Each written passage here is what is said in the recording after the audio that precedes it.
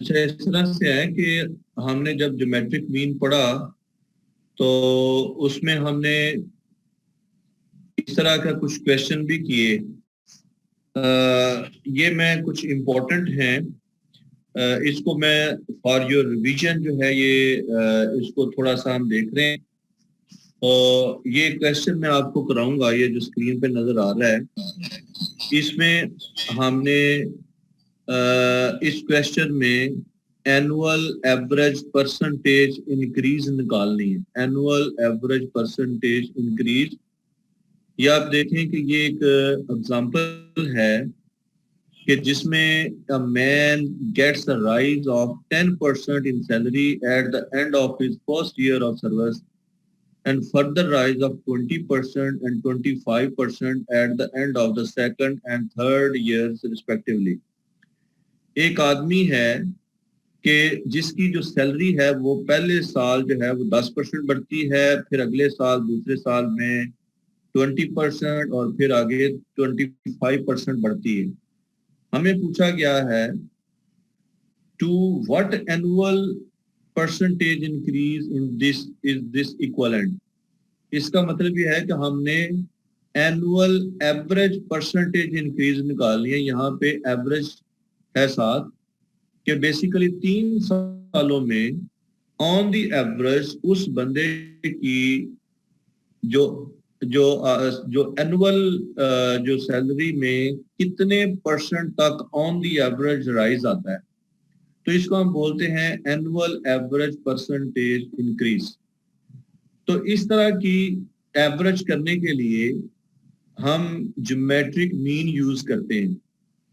मसलन किसी भी शख्स के लिए अगर उसकी हमने देखना है कि what is his annual increase, तो उसके लिए हमें पहले उसकी सैलरी का पता होना चाहिए कितनी है। तो we assume that suppose the initial salary of the man is 100, increase after first year is 10%, which comes out to be 110। 100 में 10% इंक्रीज होके 110 बन गई। फिर उसके बाद दूसरे साल में 120, 20% इंक्रीज। तीसरे साल में 125, 25% increase. Now what would be the average increase in 3 years। तो इस चीज को एवरेज निकालने के लिए ज्योमेट्रिक मीन आप यूज करेंगे। आप तीनों को प्रोडक्ट लेंगे, मल्टीप्लाई करने के बाद इसकी पावर आ जाएगी 1/n। n यहाँ पे 3 है, इसका मतलब है तीनों को मल्टीप्लाई करो और पावर 1/3 लो, तो ये आ जाएगी इसकी जो एवरेज आ जाएगी वो 118.16 आ जाएगी। तो एनुअल एवरेज परसेंटेज इंक्रीज निकालने के लिए इसमें 118.16 में से ये 100 जो इसकी इनिशियल सैलरी थी वो माइनस करेंगे, तो ये आ जाएगी 18.16। चूंकि we are talking in the percentage terms, तो हम इसका साथ परसेंटेज भी का साइन भी ऐड करेंगे। तो इट मींस कि there would be annual average rise in percentage 18.16%। ये 18.16% 3 सालों में ऑन द एवरेज इंक्रीज आएगी। तो इस तरह का क्वेश्चन जो है ये आपके इसमें क्वेश्चन नंबर आप आ जाए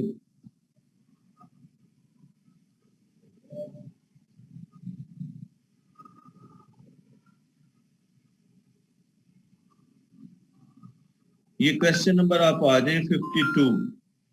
क्वेश्चन नंबर 52 ये नजर आ रहा है आपको? Yes sir. ये जो आपके पास बुक है उसमें ये एग्जांपल भी आपको मिल जाएगी, नहीं तो इसका इस चीज का आप स्नैपशॉट ले लें। ये वाली जो बुक आपको नजर आ रही है, इसका जो सॉल्यूशन है ये आप इसका स्नैपशॉट ले लें और जो क्वेश्चन है उसको इसके मुताबिक सॉल्व कर लें। इस तरह का क्वेश्चन पेपर में आपसे पूछा जा सकता है। यस सर, क्वेश्चन दोबारा शो करें। क्वेश्चन जो है वो आपके पास ये ये वाला जो क्वेश्चन है, क्वेश्चन समझो ये वाला है, ये वाला ले लो क्योंकि वहां पे स्टेटमेंट एग्जैक्टली आपको मिलेगी। ये वाला, ये नजर आ रहा है क्वेश्चन नंबर 52। जी सर। इसमें आपने करना find his average annual percentage increase. ये कर लेंगे। इसी तरह से क्वेश्चन नंबर 54 है, वो भी इसी तरह से है। क्वेश्चन नंबर 55 जो है वो भी इसी तरह से है। What is the average annual increase for the 3 years। तो ये आपने क्वेश्चन नंबर 54 भी इसी तरह से करना है। So question number 52, question number 52, 54 and 55 ये इसी तरह पे हैं, ये आप करेंगे। उसके बाद आप आ जाएं ये क्वेश्चन नंबर 53।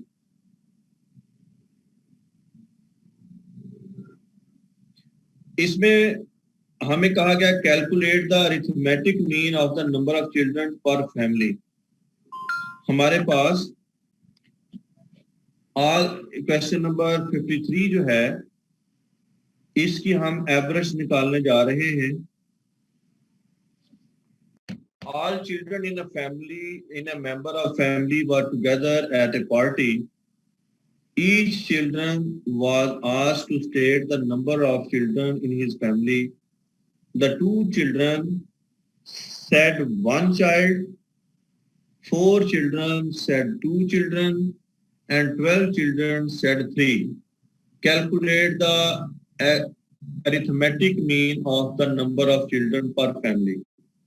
तो इसकी एवरेज निकालने के लिए आप इसको यूं करेंगे। ये स्क्रीन नजर आ रही है आपको? जी सर, ये वाइट आ रही है।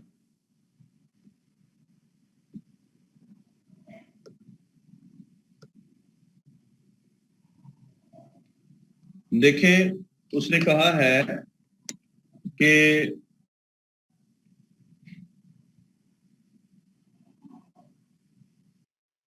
ये आ जाएगा हमारे पास 1 चाइल्ड जो है वो 2 लोगों ने बताया, 2 चिल्ड्रन ने। उसके बाद 2 चिल्ड्रन जो है वो 4 लोगों ने बताया, और 3 चिल्ड्रन जो है वो 12 लोगों ने बताया। ये आपका एक्स हो गया, ये आपका एफ हो गया। अब इसकी एवरेज का आपको पता है, ये फॉर्मूला है x bar is equal to sum of f x over sum of f. यहां पे इसका आ जाएगा सम ऑफ एफ, ये आ जाएगा हमारे पास, कितना आएगा? 18 सर। 18 आ जाएगा। इसका आप ये एफ एक्स निकाल लोगे, क्या आ जाएगा 2, ये आ जाएगा हमारे पास 8, और ये आ जाएगा 36, टोटल आ जाएगा 46। ये 46 जो आ गया। अब इसको आप डिवाइड कर दोगे, 46 डिवाइडेड बाय 18, तो ये इसकी एवरेज आ जाएगी।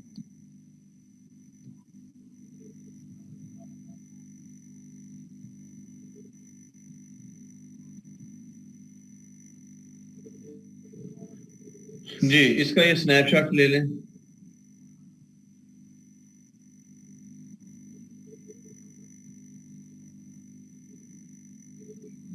जी फरहत, आपको नजर आ रहा है?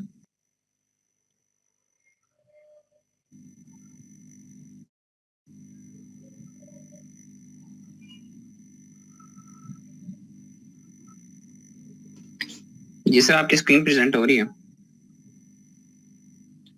मुझे शक पड़ता है कुछ लोग ना ऑनलाइन करके भाग जाते हैं, जाके खाना छना दो खा के कपड़े चेंज करके मुंह हाथ धो के फ्रेश हो के फिर जो है ना वो आ जाते हैं। क्यों जी?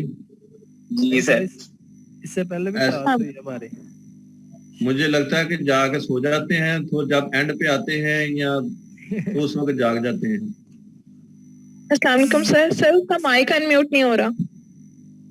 अच्छा अच्छा, अब ठीक है।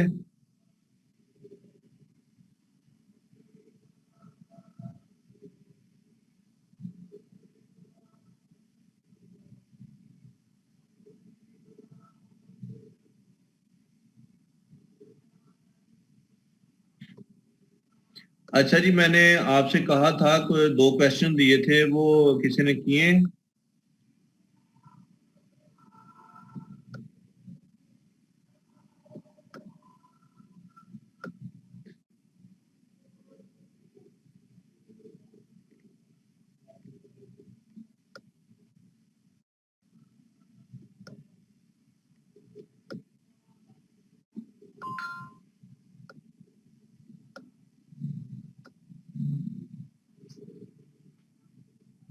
किसी ने क्वेश्चन किए हैं? जी सर मैंने किए। बच्चे दिखाओ जरा मुझे, कैमरा ऑन करके जरा। एक सेकंड।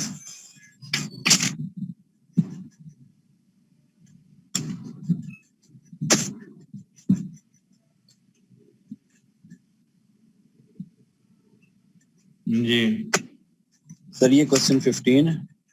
अच्छा, एक मिनट सर, कैमरा। ये सर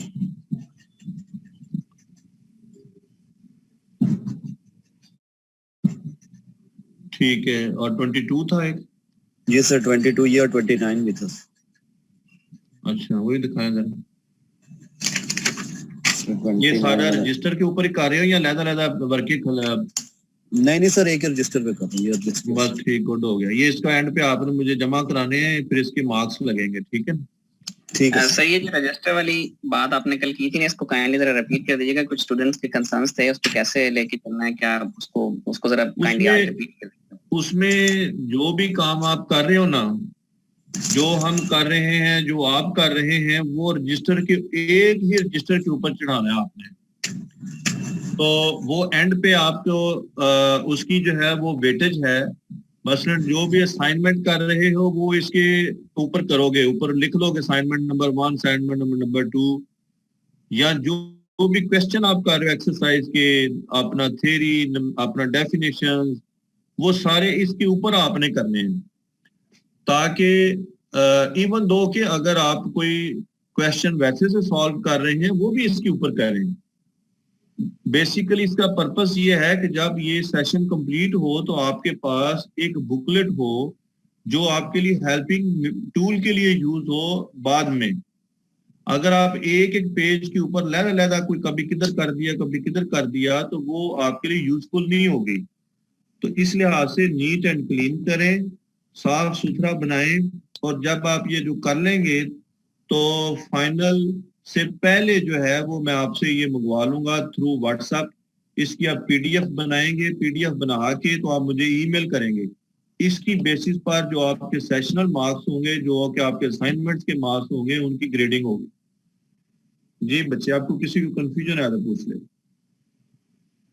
सर हार्ड कॉपी में जमा करवाना है या सॉफ्ट कॉपी में पीडीएफ बना के? सिर्फ सॉफ्ट कॉपी में। You will just take it the make it PDF, roll number उसमें नाम और रोल नंबर ऐड करें, और मैं आपको ईमेल सेंड करूंगा, उसमें आपने ईमेल कर देना okay eight the end of the semester, but well before closing the session. कि जब आपका ये टर्म पूरी हो जाएगी, सारी हमारी क्लासेस मुकम्मल हो जाएंगी, तो देन आई वुड आस्क कि आप मुझे शेयर कर, ताकि ये सर जो पहले हमने कर लिया है तो वो भी सारा इसके अंदर ऐड होगा, क्योंकि ये वो भी इसके अंदर अगर जहां पे आपने कर लिया हुआ है तो कोई बात नहीं, वहां से आप इसके पीडीएफ में वो पेजेस ऐड कर देंगे, ठीक है ना? सर नहीं, जैसे अब मतलब पहले वाला अगर नोट नहीं किया शुरू के लेक्चर जो वो है करें, वो नहीं किया तो वो करें, ठीक है ना? ठीक हाँ जी। ठीक। जी बच्चे, और किसी का कोई इसमें? लेक्चर सर शेयर नहीं किए जी सर, ये लेक्चर शेयर नहीं किए सर, वो ऑडियो रिकॉर्डिंग। हाँ, वो मैं आपको ना वीडियो शेयर कर देता हूँ, अभी थोड़ी देर इस क्लास के बाद कर दूंगा। वो मैंने निकाली हुई है, वो मैं आपको सेंड कर दूंगा, जो यूट्यूब से मैं पिक करूंगा ताकि वो सीक्वेंस में हो, और सिर्फ और सिर्फ फिलहाल मैं आपको ये चैप्टर 3 की सेंड करूंगा, ठीक है, ताकि आपके इसके ऊपर फोकस रहे। जब ये मुकम्मल हो जाएंगी तो फिर चैप्टर 2 की भी सेंड कर दूंगा। सर आपने फॉर्मूले भी सेंड करने थे। फॉर्मूले भी कर देता हूँ। सर ये रिकॉर्डिंग भी आपने भेजनी थी। हाँ जी, रिकॉर्डिंग सर, रिकॉर्डिंग की शायद जरूरत ना पड़े, जब वीडियो लेक्चर शेयर कर दूंगा तो वो आपके लिए सफिशिएंट हो। यस हाँ जी, वो सीक्वेंस में होगा तो आपको बेहतर तरीके से आसानी से चीजें क्लियर हो। अच्छा, मैंने इसके अलावा 25 आपको एमसीक्यूज दिए थे, वो किसी ने देखे हैं?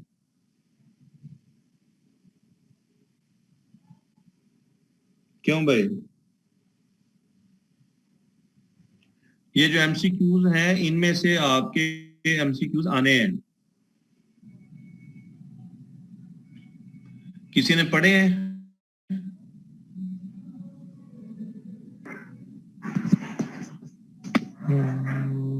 नहीं सर, नेक्स्ट लेक्चर से पहले उसको कंप्लीट करें। हाँ, इसको पढ़ लें, बल्कि मैं थोड़ा सा इसको चलें, ये खोले हुए मैंने इसको थोड़ा सा जल्दी से आपको ब्रीफ भी कर देता हूं। Any measure indicating the center of a set of data arranged in an increasing or decreasing order of magnitude is called a measure of central tendency। कि जो measure है जो कि सेंटर को लोकेट करती है, उस measure को हम बोलते हैं central tendency, which is done by the calculation of the average।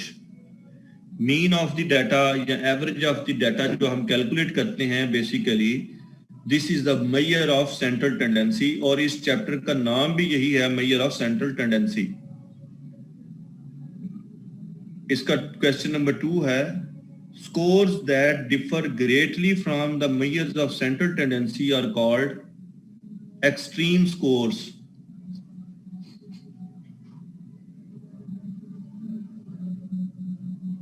Extreme values ऐसी वैल्यूज होती हैं जो कि एवरेज से हट के होती हैं। मसलन फॉर एग्जांपल, आपकी क्लास का जो एवरेज वेट है वो है 80 kg।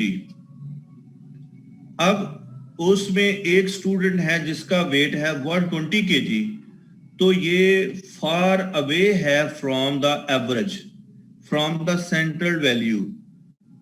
This is called the extreme score। And similarly, अगर आपकी क्लास का एवरेज वेट 80 हो और किसी स्टूडेंट का 40 वेट आए, तो this is again far away from the average. तो ऐसी value which is far away from the central value और the average value is called as the extreme values. The scores that differs greatly from the measures of central value are called extreme scores, right? इसको हम extreme values कहेंगे। The measures of central tendency listed below is the mean। इन चारों में से जो central tendency है उसको हम mean कहते हैं। ये standard deviation भी नहीं है, the raw score, the average, ये जो है वो central tendency को ज़ाहिर नहीं करते। मीन जो है वो सेंट्रल टेंडेंसी को रिप्रेजेंट करती है। The total of all the sum of observations divided by the number of observation is called arithmetic mean. तमाम वैल्यूज को सम करें, नंबर ऑफ वैल्यूज से डिवाइड करें, तो उसको हम अरिथमेटिक मीन कहते हैं।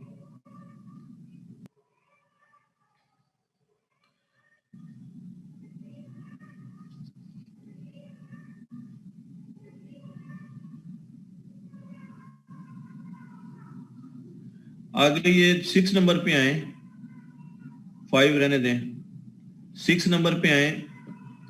Change of origin and scale is use for calculation of the arithmetic mean. हमने जो पीछे पढ़ा अरिथमेटिक मीन को, उसको हमने शॉर्टकट मेथड से किया और हमने बताया कि change of origin and scale, जब आप चेंज ऑफ रीजन करते हैं तो डी वाला फार्मूला बनता है, और जब चेंज ऑफ रीजन करते हैं तो यू वाला फार्मूला बनता है। तो change of origin and scale से अरिथमेटिक मीन कैलकुलेट की जा सकती है। Change of origin and scale करने से ज्योमेट्रिक मीन, वेटेड मीन, इसका इसके साथ कोई तल्लक नहीं है।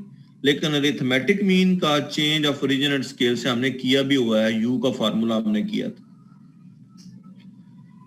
The sample mean x bar is a statistic, ये बता रहा है कि जो सैंपल का मीन है उसको हम स्टैटिस्टिक कहते हैं, एस नहीं डालना।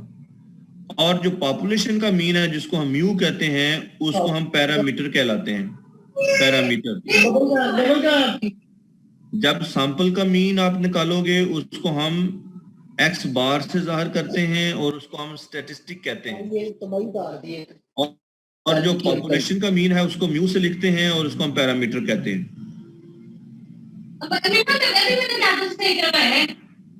The arithmetic mean is highly affected by extreme large values. कि अभी मैं आपको पहले भी बताया कि जो arithmetic mean है that is affected by the extreme values. मसलन अगर आप देखो जो मीडियन है, मीडियन जो होता है वो एक्सट्रीम वैल्यू से इफेक्ट नहीं होता, क्योंकि मीडियन में आप डाटे को अरेंज करते हो इन असेंडिंग ऑर्डर।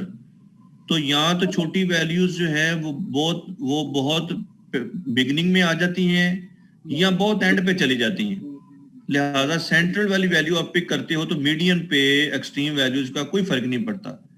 लेकिन जो अरिथमेटिक मीन है which is highly affected by the extreme values, तो ये आपने याद रखना है कि ये इसकी डीमेरिट भी है कि arithmetic mean is highly affected by the extreme values. The sample mean is calculated by the formula. ये तीन फार्मूले दिए हुए हैं, तीनों ही सैंपल मीन के लिए, अरिथमेटिक मीन के लिए कैलकुलेट होने के लिए यूज होते हैं। All of the above formula जो है वो इसका आ जाएगा। ये भी मीन का फार्मूला है, ये भी और ये भी। सर रोल नंबर 20 का माइक मेरे लिए ऑन हो गया, वैसे जरा कहीं ऑफ कर ले। अच्छा, रोल नंबर 20 जरा आप अपना माइक ऑफ कर दें बच्चे। रोल नंबर 20 उसने कर दिया है मेरा ख्याल। अच्छा जी, तो ये तीनों सैंपल के मीन है, ये फार्मूले हैं, तो यहाँ पे आ जाएगा all of the above. Question number 11 है, if a constant value is added to every observation of the data, then arithmetic mean is obtained by adding the constant. इसका ये बता रहा है कि अगर कोई भी कांस्टेंट x वैल्यूज में जमा करते जाएं तो ये कांस्टेंट बेसिकली मीन में भी जमा हो जाता है। मसलन फॉर एग्जांपल अगर हम एक क्वेश्चन में एग्जांपल लें और उसको करके देखें, देखें आपके पास ये x वैल्यूज हैं और हमें कहा गया है कि इसकी आप एवरेज यानी मीन निकालें। ये आ जाएगा 2, ये आ जाएगा 5, ये आ जाएगा 7, ये आ जाएगा 10 और ये आ जाएगा 3, ये आ जाएगा 4। देखें ये हमारे पास x वैल्यूज हैं। अब वो कहते हैं कि इन x वैल्यूज, अब इसका जो एवरेज अगर हम निकालें, ये आ जाएगा हमारे पास कितना बनेगा टोटल? 31 सर। यानी 31 और ये इस सैंपल का मीन है।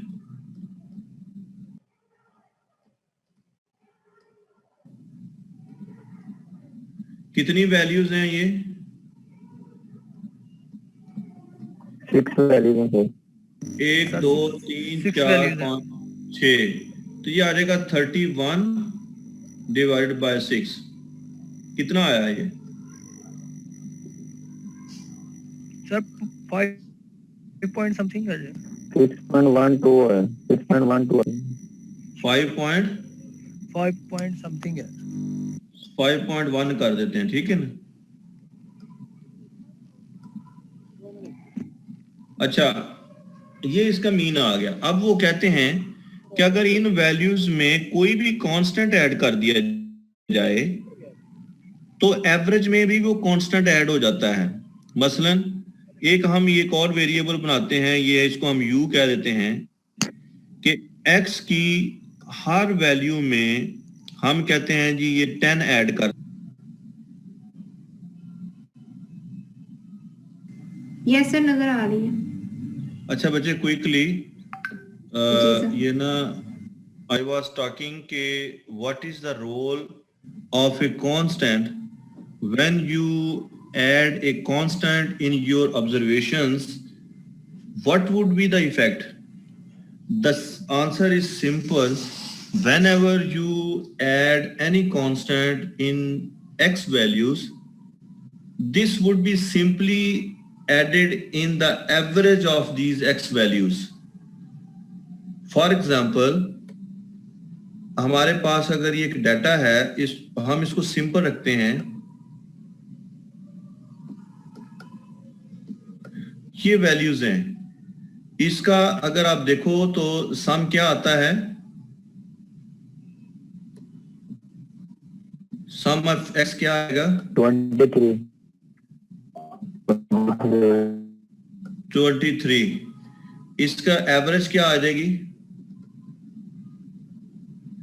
वैल्यूज इसकी 4 हैं तो ये आ जाएगा 23 डिवाइडेड बाय 4,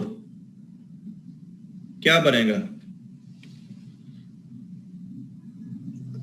सर 5.75 5.7, ठीक है 7.5 जी सर। चलो ये इसका वैल्यू आ गई।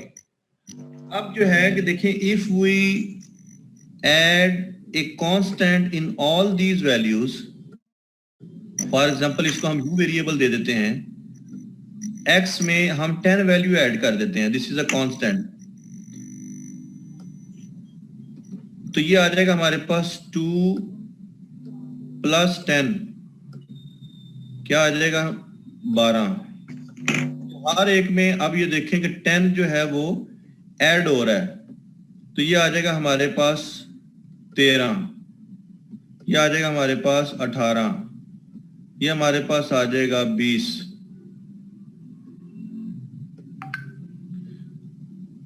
अब आप देखो इसका सम क्या आएगा, सम ऑफ u कह लो इसको, क्या आएगा जी इसका u, सर 50।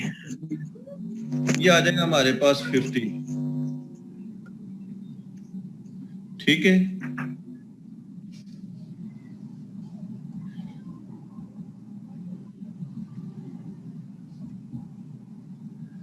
अब आप देखें कि there is a one way कि whenever you add a constant in the given observations, what would be the effect on the average? You just add on the constant in the calculated average. This will become 5.7 is equal to, ये बन जाएगा हमारे पास 15.7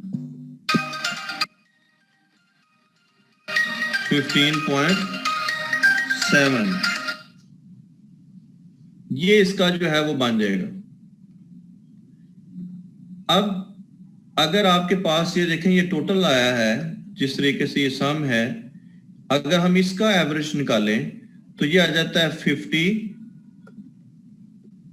divided by 4, ये क्या आएगा जी 12.5 sir. हाँ जी 12.5। ये 12 नहीं आना चाहिए, ये आना चाहिए 15.7।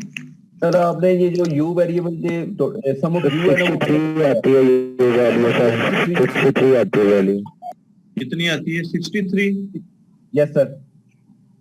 हाँ जी, ये 63 करें, इसको ठीक करें, आप देखें जरा 15.75। ये आ जाएगी 15.75। तो दिस इज द प्रॉपर्टी के बजाय इसके कि आप इन सारी वैल्यूज को ऐड करके देखें और फिर जमा करके फिर इसके एवरेज निकालें, you have the understanding whenever the constant adds in the x values, this will be added in the average value. So simply अगर आपके पास ये एवरेज आ जाती है तो उसमें आप 10 ऐड कर दो तो ये एवरेज इसकी बन जाएगी, बजाय इसके कि आप सारी वैल्यूज को जमा करो। समझ आ गई इसकी?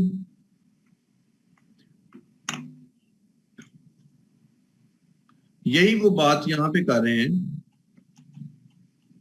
कि if a constant value is added to every observation of data, then arithmetic mean is obtained by adding the constant. तो arithmetic mean में वो constant add कर दें, और अगर माइनस हो रही है तो वो माइनस कर देंगे। इसकी समझ आ गई बच्चे?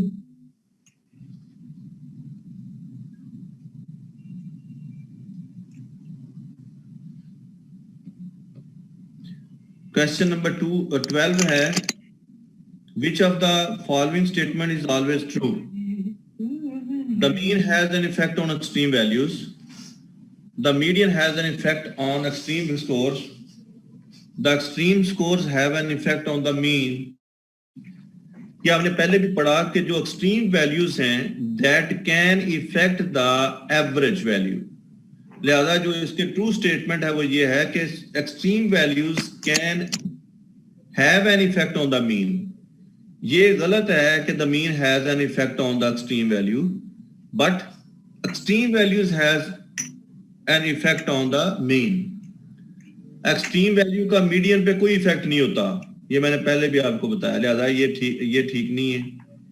Extreme scores have an effect on the median, इसके ये भी ठीक नहीं है।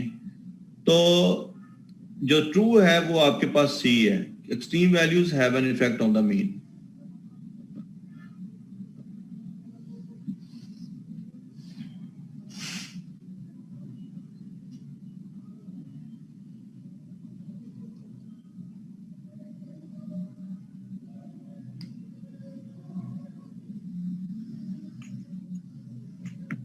सर आपने एमसीक्यूज वाली फाइल शेयर की हुई है?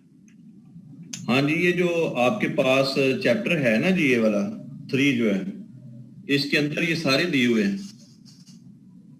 सर आप चलिए मैं सीआर साहब को कांटेक्ट कर लूंगा, मैंने ग्रुप में देखे मुझे शो नहीं हो रहा था ये। मैं आपको शेयर कर देता हूँ, ठीक है, दोबारा कर दो।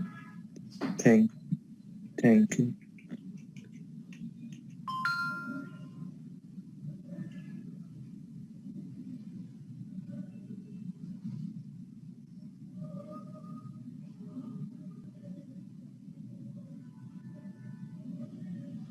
अभी ये 15 पे आ जाएं। ये एक प्रॉपर्टी हमने पढ़ी थी, the sum of the deviations taken from the mean, कि कोई भी वैल्यू जो है वो अगर हम डेविएशन फ्रॉम मीन लें तो ऑलवेज इक्वल टू 0 है। ये हमने क्वेश्चन भी करके देखा, और ये प्रॉपर्टी है कि sum of deviation from the mean is always equal to 0। If x bar is equal to 25, which of the following will be minimum? तो याद रखें कि जब हम लेते हैं sum of square of deviation from mean, ये देखें ये कहा है ये मीन है, 25 मीन है, तो ये वाला 25 दिया हुआ है। डेविएशन का मतलब है माइनस। याद रखें कि sum of square of deviation from mean is will be minimum. लिहाजा ये भी मीन नहीं है, ये भी मीन नहीं है, ये है मीन है, लेकिन ये प्लस दिया हुआ है, लेकिन ये गलत है। ये है sum of square of deviation from the mean is always minimum. ये इसकी दूसरी प्रॉपर्टी अरिथमेटिक मीन की, कि sum of square of deviation from the mean is minimum. ये नीचे आ भी गई है, the sum of the square of the deviations about mean is minimum, ये नीचे दी हुई है।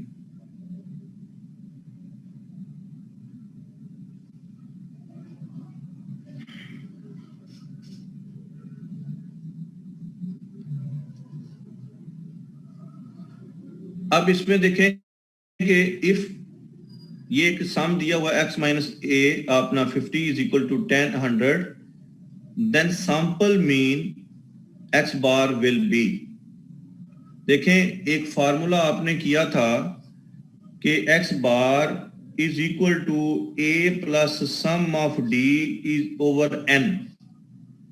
ये जो ऊपर दिया हुआ है ना ये वाला x माइनस a, ये a की वैल्यू है, ये बेसिकली d है। इस सारे को अगर हम d बना लें, यानी कि सम ऑफ d जो है ये आपको 100 दिया हुआ है, सम ऑफ d जो है ये आपको 100 दिया हुआ है।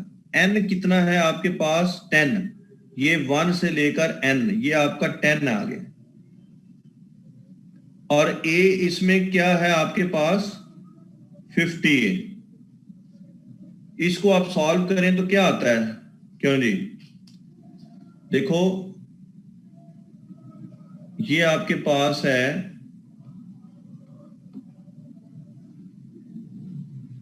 कि सम ऑफ x माइनस 50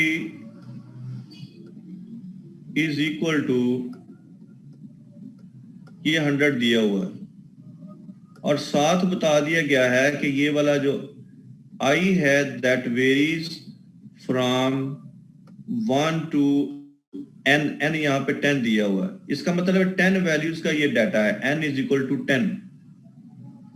अब आपको पहले पता है कि ये वाली जो चीज है ये ये है d है, क्योंकि हमें पता है कि जो x बार होता है ये इसके इक्वल होता है a plus sum of d over n। ये फार्मूला याद है किसी को शॉर्टकट मेथड का?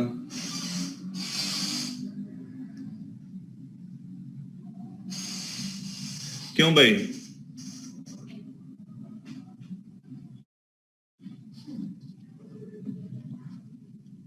हाँ भाई, अतीको रहमान,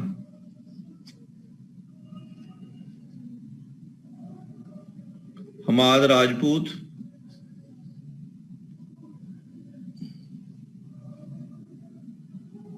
क्यों भाई आप लोग हैं उधर कि सो गए जाके?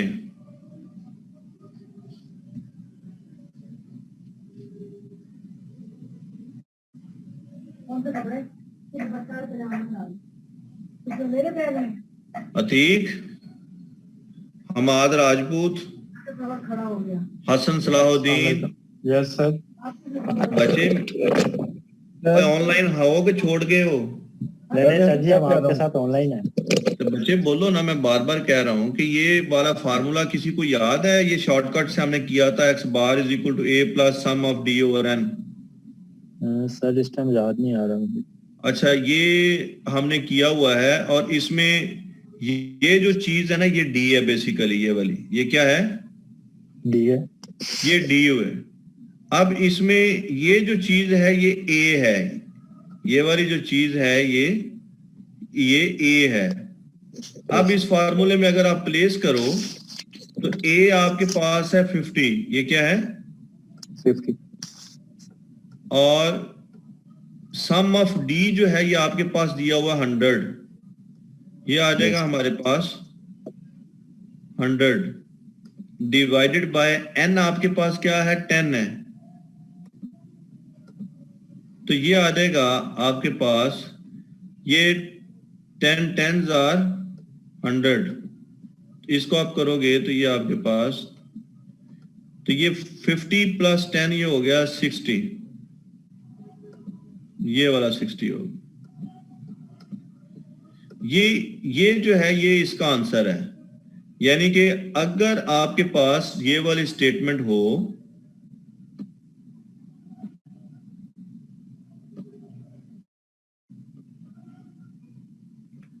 ये वाली स्टेटमेंट हो तो वो पूछ रहा है कि then what would be the mean, ये 60 इसकी मीन होगी, ये जो मैंने अभी आपको निकाल के दिखाया है। Okay sir. तो उसका स्नैपशॉट ले लें आप और इसको आप कर लें, ये लें।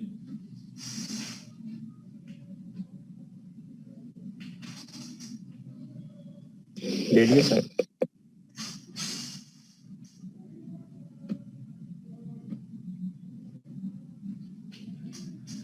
अब नेक्स्ट जो है for a certain distribution if sum of deviation from 20 is equal to 25, sum of deviation from 25 is equal to 0, ये पता नहीं क्या लिखा हुआ है, ये वाला नजर आ रहा है कोई कि नहीं, x माइनस, चलें छोड़ें इसको, आगे आ जाए 20 पे आ जाए। The sum of the squares of the deviations of the value of the variable is least when the deviations are measured from the mean. याद रखें कि ये अभी हम ऊपर भी पढ़ के आए हैं कि sum of square of deviations from mean is minimum, least का मतलब है मिनिमम, तो sum of square of deviations from their mean is minimum, तो ये आ जाएगा arithmetic mean. If x1 x2 x3 and b and observations having arithmetic mean x bar, अब इसका वो कह रहे हैं कि अगर x बार, अगर हम मीन ये हो x बार का, तो फिर then y is equal to y क्या होगा, ये वाला देखें आप, इस y का बार भी लेंगे तो ये जहां पे वेरिएबल है इसका बार भी आ जाएगा, तो सिंपली ये वाली वैल्यू बन जाएगी कि आप y का बार भी अगर लेंगे तो यहाँ पे x का बार भी आ जाएगा, बाकी सारी चीजें एज इट इज रहेंगी। तो अगर आपके पास x बार है तो y बार को कन्वर्ट करने के लिए इधर भी बार आ जाएगा, इधर भी बार आ जाएगा, तो ये C जो है इसका आंसर रिप्लाई है। If x bar is equal to 100 and y is equal to 2x minus 200, then mean of the values will be, देखें वो कह रहे हैं कि अगर x बार जो है वो 100 हो तो y जो है y का मीन क्या होगा। देखो इसके अगर आपके पास x बार 100 दिया हो और y बार आपने निकालना हो तो फिर इसका क्या आंसर आएगा, ये देखें,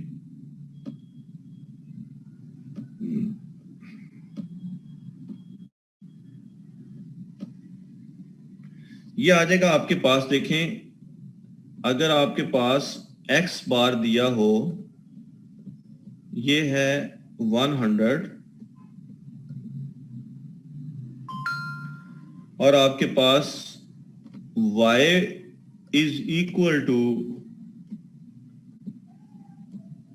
2x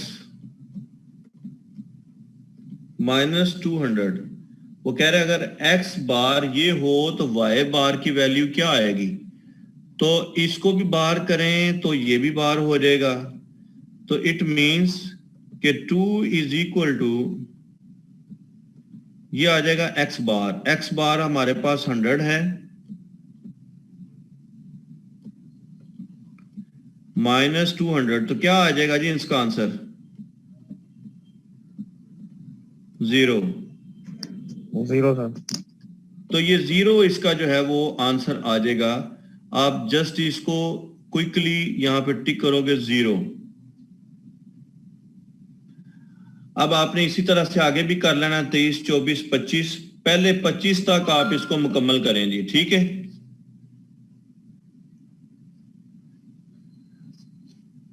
ओके सर। अब आप नेक्स्ट क्लास तक जो इस वीक का आपका होमवर्क है, एक तो आपकी ये जो 25 MCQs हैं ये आपने करने हैं अच्छी तरीके से, 25 में बाद में फिर दूंगा, लेकिन फिलहाल आप इसको इस वीक में मुकम्मल करें।